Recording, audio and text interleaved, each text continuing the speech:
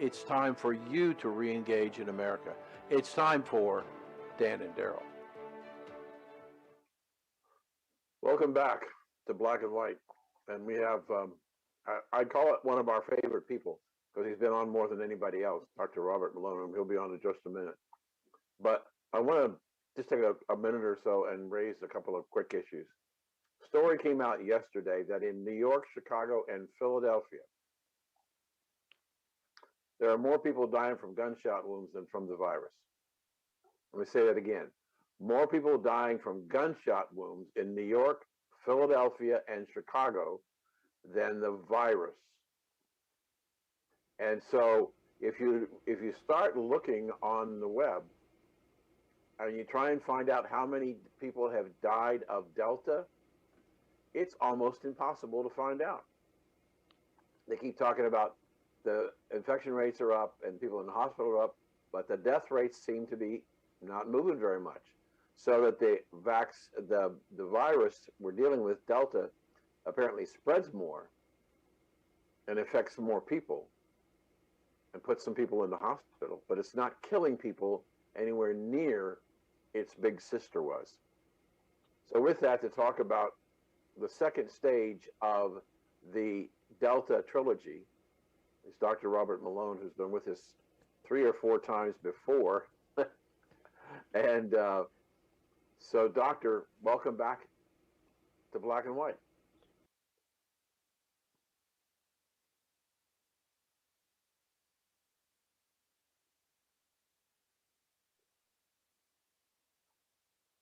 Who only want to deal with facts.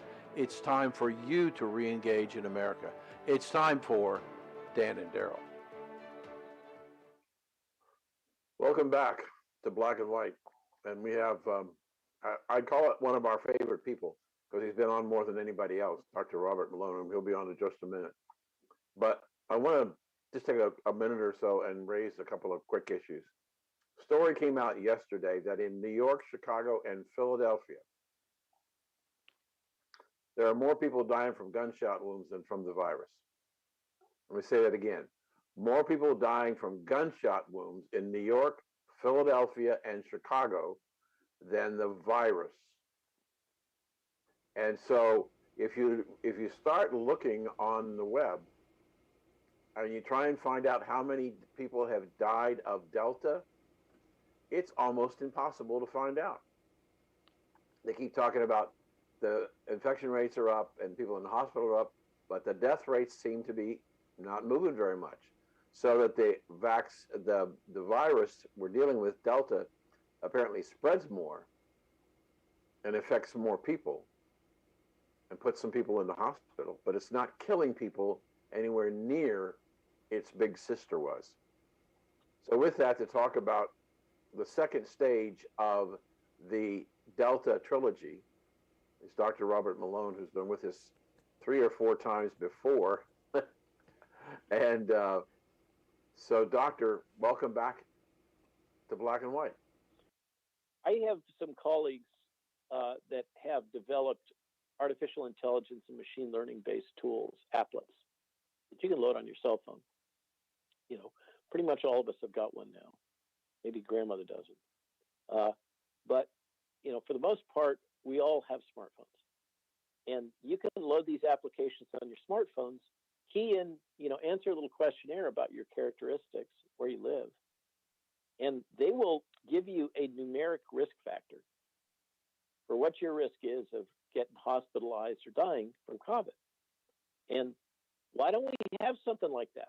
Why isn't that distributed by the government? I mean, if the government wants to do us good, they ought to give us the information, give us a tool to figure out our own risk, and enable us to make informed decisions, not take this authoritarian, you know, you're going to do this or else we're going to make it so you can't get employment and you have to get tested every week and spend $250 a test and all this kind of crazy talk that we're all, you know, is being shoved down our throat. Now, why is the Biden administration doing this? I don't know. It seems so self-defeating. I mean, those populations you just talked about and the angry mothers and the young adults that are being forced to take the jab when they go back to university, that's, if those populations don't vote Democratic, it's going to be hard times in River City for Ms. Pelosi and company. So I think that they're just cutting off their nose to spite their face. I don't understand it. Doctor, I have one more question, then we're going to go to Daryl. I'm not going to hog the whole time. So, Daryl, get ready. Doctor, I want to try and answer your question, your recent question, why. Daryl and I have discussed this, and I believe, and I've written, that this is all distraction. Why we're back on the virus and vaccinations and testing and all this stuff is that the Democrats realize they got a problem called the border, called inflation, called rising prices of gasoline and food and lumber and everything else. And the American people are not happy.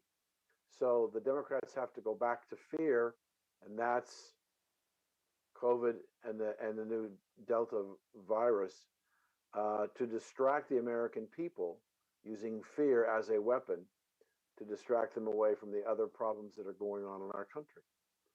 So that's my answer. You know, I like that hypothesis a lot better than there's a grand conspiracy at Davos between George Soros and Bill Gates and Tony Fauci. Okay. That's what you just laid out is real politics. And that, in my experience, that's the way the world really is. Right. These grand conspiracies that happen among rich people, maybe they happen, maybe they don't, but they don't invite me. But that, which you just laid out, that's real world. So, and I think there is probably a lot of merit to that. Be my guest. Use it anytime you want. Daryl, it's up to you. All righty. Well, you know, Dr. Malone, you know, I love you, brother. I mean, you still rock. All right. The question I have for you is, do you find it strange that after, I mean, the virus is basically a man-made virus used for, some people call it warfare. Okay, we can deal with that word. And it was released. Do you find it strange that Fauci and the rest of the fun bunch really disavow themselves from it? So, to your point, I was being nice. Back, let's take a ride in the Wayback Machine.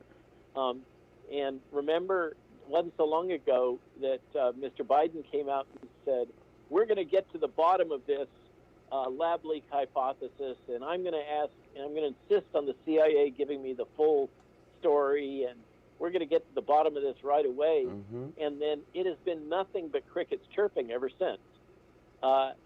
And that, but I swear, after he did that, I saw his face get long. Ever since, he just seems to have kind of gotten grim. And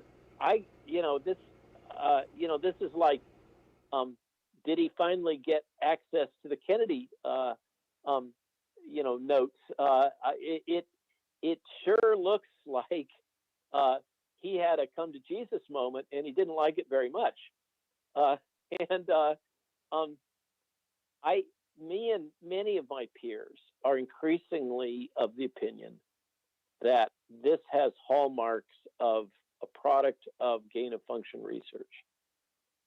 The thing that I can't, which is a fancy way of saying lab manufactured, the thing I can't sort out, and I don't know if we're ever going to be able to sort it out, is did this sneak out the back door in Wuhan? And yes, the signs are that both my friends at DOD and the good Dr. Fauci, we're told that you cannot do gain of function research. It's illegal. And so they kind of pivoted and said, oh, that's okay. We're going to let the Chinese do it for us. That makes a lot of sense. And we're going to send them a bunch of money to do it. So there's those breadcrumbs exist. So gain of function research in coronaviruses definitely happened. Is this the product of that gain of function research? This is another one of those. It looks like a duck. It walks like a duck. It quacks like a duck. But how can you ever prove it's a duck? Maybe it's a pigeon, but it sure looks like a duck. And the thing I can't sort out, and I don't know if anybody can, is did it escape out the back door at the Wuhan lab? Fill in the blank. There's a number of ways that could happen. There was an event in the laboratory and people got infected, and then they walked around and spread it because it has a long prodrome period. Was somebody selling dead carcasses from laboratory animals out the back door to go to the seafood market? Could be. Or animals off experiment. That kind of thing totally makes sense. Having worked at a primate research center, there's always interest in recycling lab animals after they've been used in any way you can. And if it was a country like China, where you got people eating, buying live animals in a market that's located just a couple blocks from the Virology Institute, why wouldn't that happen? You'd expect it to happen almost. They'd have to have pretty tight controls to keep it from happening. The janitor, right, looks at this collection and he's all like, hey, I can make an extra buck or yen or whatever the monetary thing is. And, how can you say this wouldn't happen? The other thing that could have happened, and you mentioned the word biowarfare or bioweapon, there's no way to rule out that somebody didn't let this puppy loose intentionally. And who would want to let loose an agent in the literally beating industrial heart of China? I doubt it was the People's Republic of China. So I can't resolve, these different potential ways that this agent could have gotten loose. But the furin cleavage site and some of the other signs, whether or not there's an HIV sequence in there, it looks an awful lot like something that came out of laboratory research. And but in a sense, it kind of doesn't matter because here we are. It's gone worldwide. Now, one of the things about all this issue about what happened in Wuhan is that I had this colleague that I published with before who works for one of our 3-letter agencies in the government. And early on, he assured me that this absolutely was not it was not an engineered virus. Absolutely. He said, my guys have looked at it carefully and it has none of the signs of being engineered. Well, he said that so early in the outbreak that in and of itself was a little odd. And he told me this story that the Chinese had this amazing infrastructure that they'd spent over $1 billion a year on for years and years after the SARS outbreak, designed to contain any SARS-like virus. Whole bunch of infrastructure. Now, clearly, that didn't work so good. It's like the Maginot Line in France to keep the German tanks away. You remember how well that worked.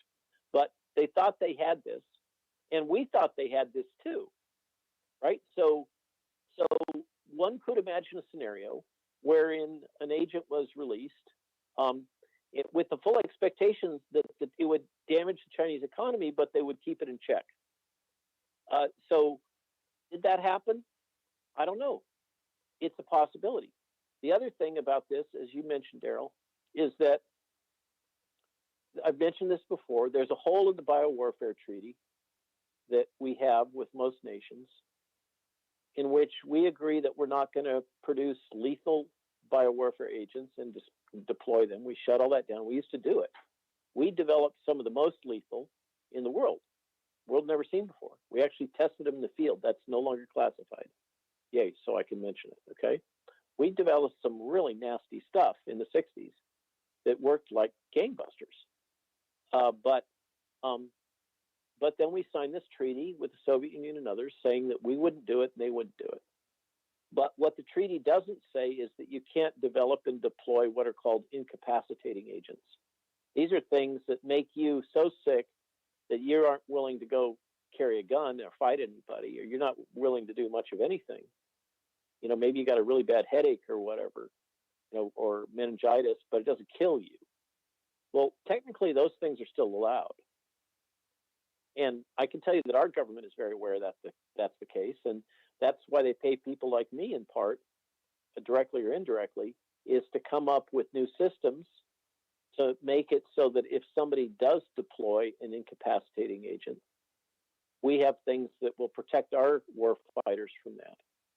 But the scenario that you mentioned, as I'm saying, there's no way that I can say who the good guys were and who the bad guys were. It's just too twisted up. Well, too many variables. Well, I mean, you gave a very nice explanation of it, and it was kind. I like the way you said it was very kind. I mean, instead of just saying, "Excuse me, now you're into pharmaceuticals. At first you were doing this, Fauci. Now the whole fun bunch is on another level." Can we accurately say that the HIV/AIDS virus was gain of function? No, that has been traced really thoroughly back into primate populations in Africa. So that one has pretty well been run to ground.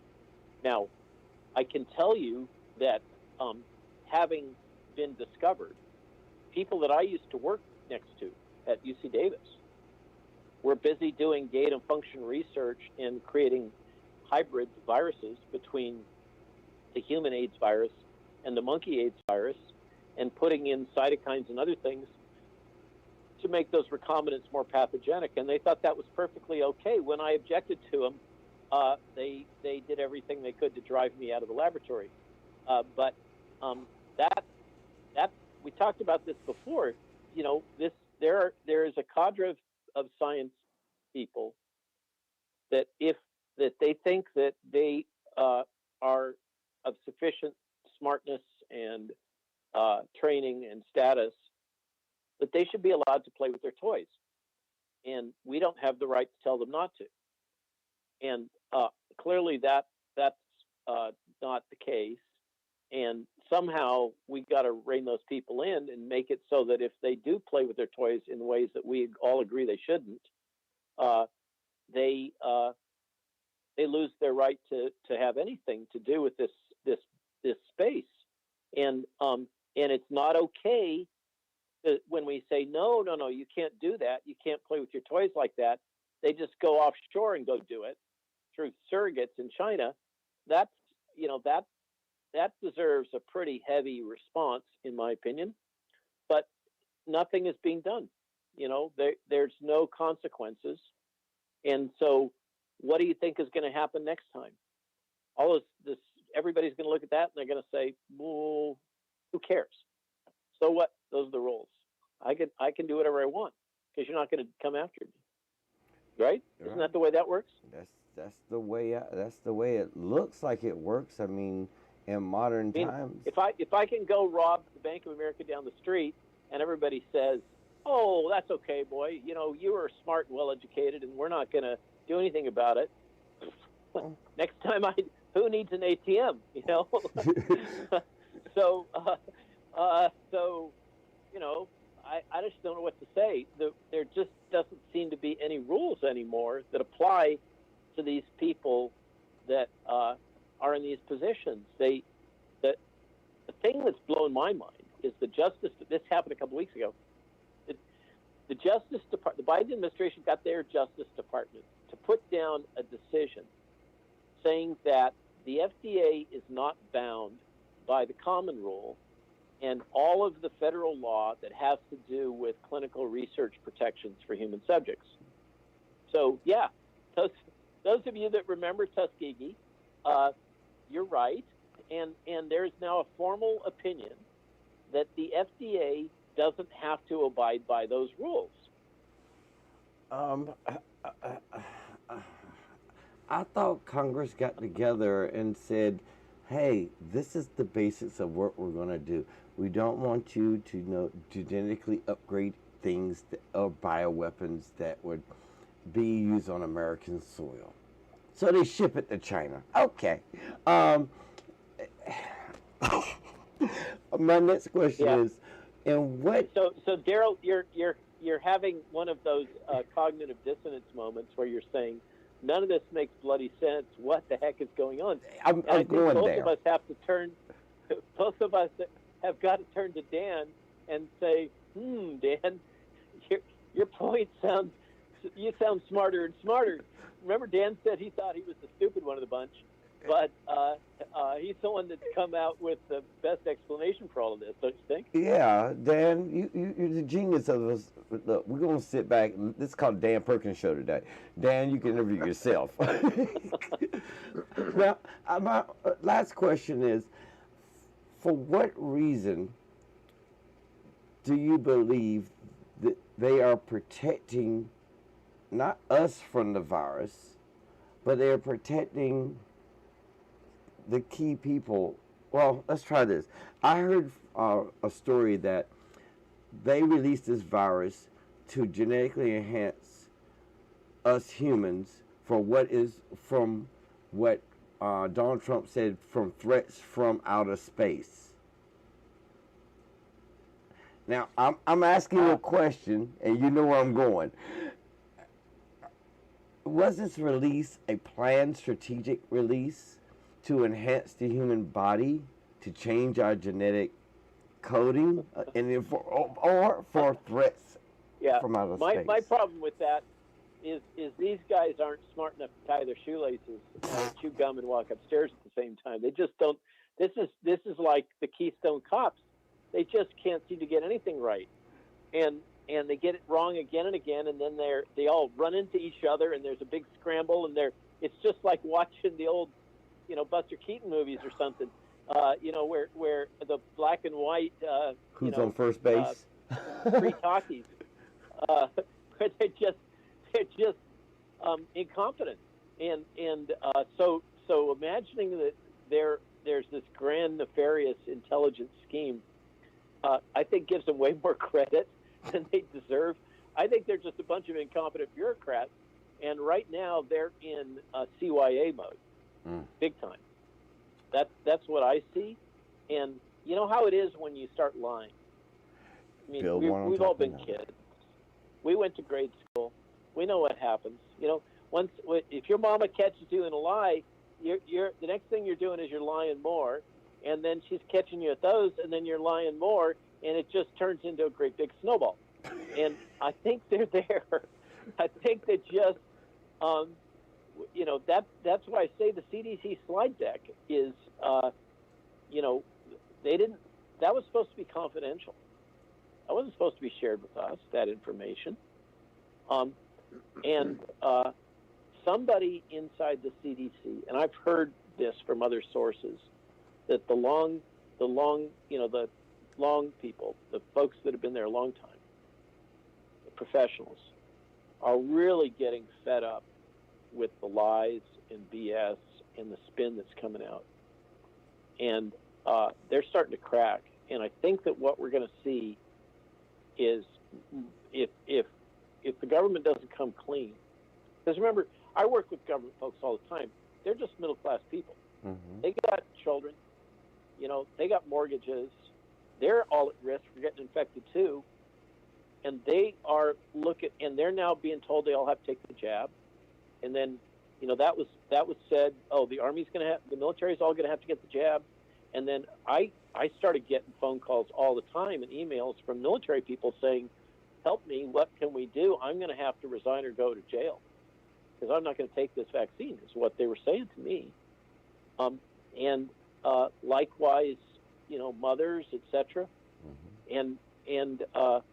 And the gubbies too, the career federal employees were being told they're all going to be forced to take the jab, remember? Mm-hmm. Like 2 weeks ago.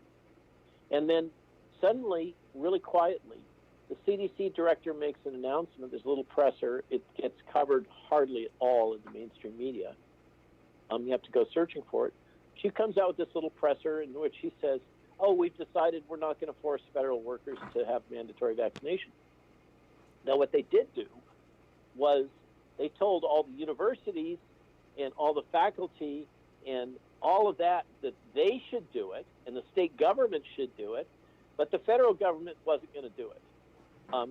So another two-faced thing, but they're they're and the thing is that it doesn't make sense. It's actually, over the long haul, going to make it so that we end up with super viruses, and it's not because of the unvaccinated. That just makes no sense to anybody that has read Darwin's Origin of the Species. It's just basic genetics, basic evolution. The evolutionary pressure is from the vaccination. It's not from the unvaccinated. And it's the vaccinated. Some people have put out, well, maybe we got to force all the vaccinated to get masks because they're putting the unvaccinated at higher risk, right? Mm-hmm. So the whole thing, I think that it's a house of cards. It's just a house of lies, and it's all collapsing now, and they don't know what to do. But I think Dan's insight, don't let a good crisis go to waste, is that shows deep fundamental understanding of American politics. Yeah. Let me, if I might, Doctor, transcends any education. Right. Let me add a little more to that. What caused me to be suspicious about what was going on is in the story that you talked about the Cape Cod release. It came from the Washington Post. It went to CNN, and then the New York Times, and then papers all over the country. Doctor, do you find it strange that the cabal who had been supporting Joe Biden from the very beginning would come out and scare us again about the virus and why we needed to get the vaccine as proof to my contention that it's all about misdirection? Because there's no rational reason that I can come up with that says that the Washington Post,